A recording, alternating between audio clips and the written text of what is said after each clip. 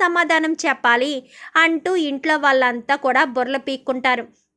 ఇంకా రాజ్ కాస్త నేరుగా ఇంటికి వెళ్ళి యామని మనం పెళ్లి చేసుకుందాం అని చెప్పనేసరికి అలాగే బావా ముహూర్తానికే అని చెప్పాను, కానీ ఆ ముహూర్తానికే మన ఇద్దరి పెళ్ళి జరిగిపోవాలి అని అప్పటి నుంచి కూడా ఇంటి దగ్గర నుంచి ఎవరు ఏం ఫోన్ చేసినా కానీ రాజ్ మాత్రం ఫోన్ లిఫ్ట్ చేయడు.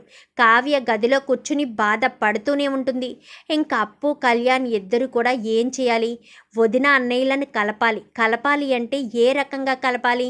అన్నయ్య వదిన్ని తప్పుగా అర్థం చేసుకున్నాడు. వదినకి ఆల్రెడీ పెళ్ళి జరిగిందని అనుకుంటున్నాడు.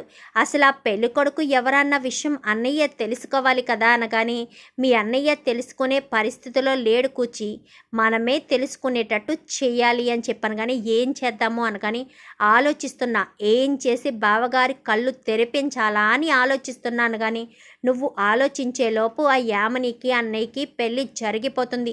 వారం రోజులు మాత్రమే సమయం ఉంది అని చెప్పాను. కానీ ఆ యామని గురించి పూర్తి ఇన్ఫర్మేషన్ వచ్చేసింది. నాకు రేపే ఎప్పుడో పూర్తి ఇన్ఫర్మేషన్ వస్తుంది. అప్పుడు ఏం చేయాలో ఆలోచిస్తాను. ఇంకా వారం టైం ఉంది కదా, ఈ వారంలో ఏదైనా జరగచ్చు అని చెప్పి ఇంకా అప్పు కాస్త స్టేషన్కి వెళ్ళిపోతుంది. ఇదంతా మన వల్లే అత్తయ్య, మన ఇంటికి రావడం వల్లే, మనమే తప్పు చేసామేమో అని చెప్పాను. కానీ మనం ఎందుకు తప్పు చేస్తాం అపర్ణ? కావ్యరాజులను కలపాలన్న ఉద్దేశంతోనే కదా మనం చేశాము. కానీ ఎలా జరుగుతుందని మనం కలలో కూడా అనుకోలేదు కదా అని చెప్పనేసరికి అదే అత్తయ్య, ఇప్పుడు ఏం చేయాలో కూడా అర్థం కాని పరిస్థితిలో ఉన్నాము అని చెప్పి ఇంకా అందరూ కూడా బాధపడుతూ ఉంటారు. రాజ్ అయితే అదే ఫోటోని పదే పదే పదే పదే గుర్తు చేసుకుని కళావతి గారు ఎంత మోసం చేస్తారనుకోలేదు. పెళ్ళైనా పెళ్ళి కానట్టుగా ఉన్నారా అంటే నన్ను మోసం చేసుకుని నన్ను పెళ్లి చేసుకోవాలనుకున్నారా? ఇంత పెద్ద నిజాన్ని అబద్ధంగా చేసి నా ముందు తెలియకుండానే మోసం చేసేద్దామని అనుకున్నారా అని చెప్పి ఇంకా రాజ్ అయితే చాలా కోపాన్ని పెంచుకుంటాడు. ఇటు కావ్య మీదైతే కావ్యతో అస్సలు మాట్లాడు. ఇంకా పెళ్లి రోజు రానే వచ్చేస్తుంది.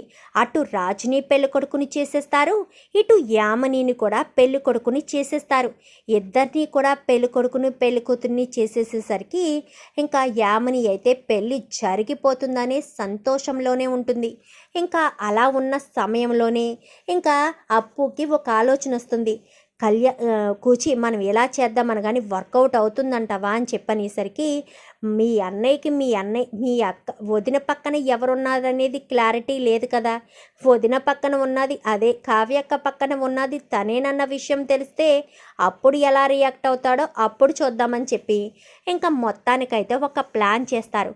ఆ ప్లాన్ని కాస్త అపర్ణకి ఇంట్లో వాళ్ళందరికీ చెప్తారు. ఒక్క రుద్రాని వాళ్ళకి తెలియకుండా, కావ్య కూడా చెప్పరు. ఈ ప్లాన్ అయితే వర్కౌట్ అవుతుంది.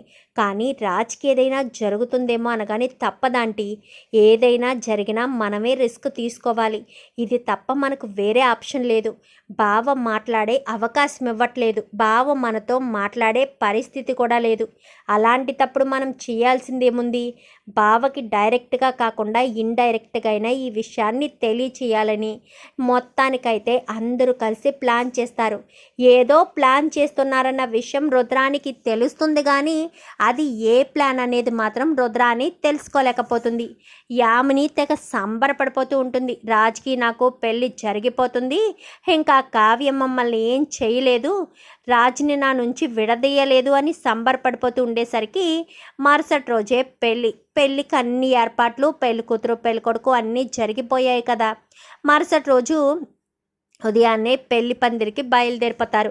అమ్మాయి యామని ఒక్కసారి ఆలోచించమ్మా, అక్కడ కావ్య జీవితం అనగానే ఏంటి డాడీ ఇప్పుడు కూడా మీరు కావ్య గురించి ఆలోచిస్తున్నారా? మీ కూతురు సంతోషంగా ఉందని ఆలోచించలేకపోతున్నారా? మీ కూతురు గురించి ఆలోచించండి డాడీ, కావ్య గురించి కాదు అంటూ యామని తన తండ్రినే మందలిస్తుంది. ఏంటి యామని అంకుల్ మీద ఎందుకు అంత సీరియస్ అవుతున్నావు అని చెప్పనేసరికి ఏమీ లేదు బావా, పద మనం అందరం అక్కడికి వెళ్ళాలి అని ఇంకా బయలుదేరిపోతారు కళ్యాణ మండపానికి. బంధుమిత్రులు అందరూ వచ్చేస్తారు. అందరూ ఎదురుగా కూర్చుంటారు. యామని ఇటు రాజ్ ఇద్దరు కూడా పెళ్లిపేటల మీద కూర్చుంటారు. పెళ్లిపేటల మీద కూర్చునేసరికి ఇంకా ఎల్ఈడిలో ఆల్రెడీ వీళ్ళు తీసుకున్న ఫొటోస్ అన్నీ ఉంటాయి కదా.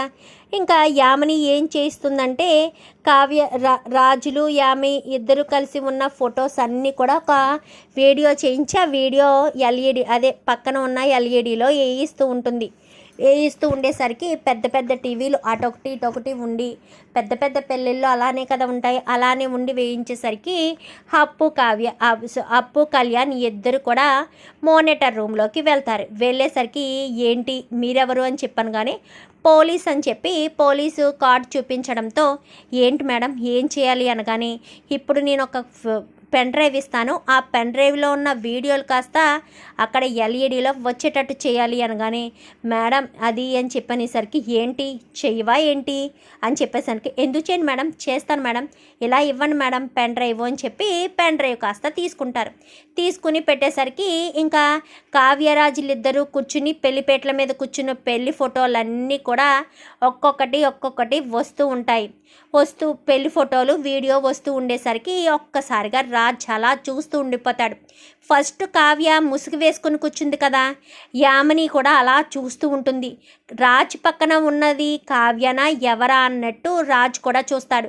ఇదేంటి నేను పెళ్ళికొడుకు గెటప్లో ఉన్నాను, యామిని ఏదైనా ప్లాన్ చేసిందా ఏంటి అనుకుంటూనే ఇంకా అలా చూస్తూ ఉంటాడు రాజు. పక్కన పెళ్ళికూతురు గెటప్ ముసుగు వేసి ఉంటుంది. ఇంకా కొద్దిసేపటికి కరెక్ట్గా మాంగళ్యధారణ కానివ్వండి అన్న సమయానికే కదా కావ్య ముసుగు తీసేస్తుంది.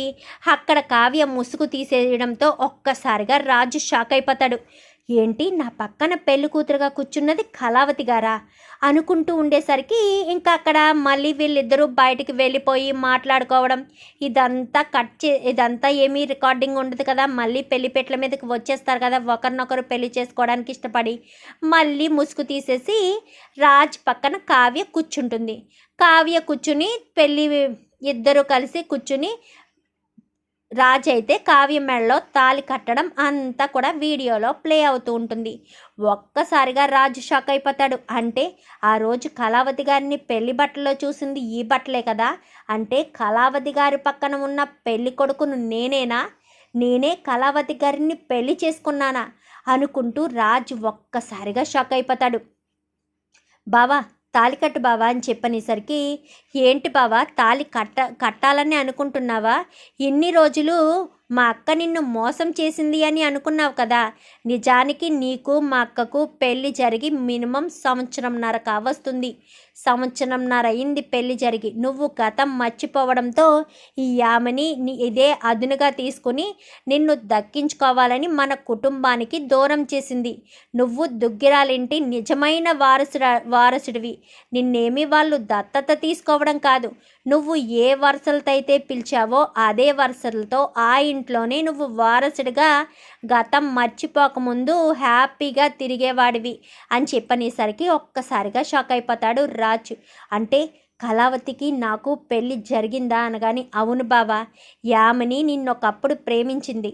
అప్పుడు నువ్వు యామినిని అసహించుకున్నావు, కానీ యామిని మాత్రం నిన్ను మర్చిపోలేక ఈ 10 సంవత్సరాల నుంచి కూడా తను డ్రగ్ అలర్ట్ అయ్యి మళ్ళీ వచ్చి అక్కకు యాక్సిడెంట్ చేసి చంపాలని చూసి నువ్వు గతం మర్చిపోవడంతో నిన్ను తన దగ్గర పెట్టుకుని బావా అంటూ కొత్త బంధాన్ని క్రియేట్ చేసింది అంటూ ఇంకా అప్పు మొత్తం చెప్పేసరికి ఒక్కసారిగా రాజు పెళ్లిపేటల మించి లేచి నిలబడిపోతాడు. బావా అని చెప్పనేసరికి యామిని చెంప చెల్లు మనిపిస్తాడు రాజైతే. రా బావా నీ కోసం అక్క ఎంతగానో బాధపడుతుంది అని రాజ్ అయితే అప్పు కళ్యాణ్తో పరుగున అక్కడికి వెళ్తారు. వెళ్ళేసరికి కావ్య రూమ్లో తలుపులు వేసేసుకుని ఉంటుంది. మరి ఇప్పుడు కావ్యకు ఏ ప్రమాదం తలపెట్టుకుంటుంది? మరి రాజుకి గతం గుర్తొస్తుందా, లేక కావ్యని పెళ్ళి జరిగిందే అన్న మాటనే నమ్మి కావ్యను నీ రాజును వచ్చాను అంటూ మాట్లాడతాడా? చూద్దాం మరి రాబోయే ఎపిసోడ్స్లో ఏం జరుగుతుందో. వీడియో నచ్చితే లైక్ చేయండి, ఛానల్ని సబ్స్క్రైబ్ చేసుకోండి, పక్కనే ఉన్న బెల్ సింబల్లో ఆల్ పై క్లిక్ చేయండి. Thank you for watching.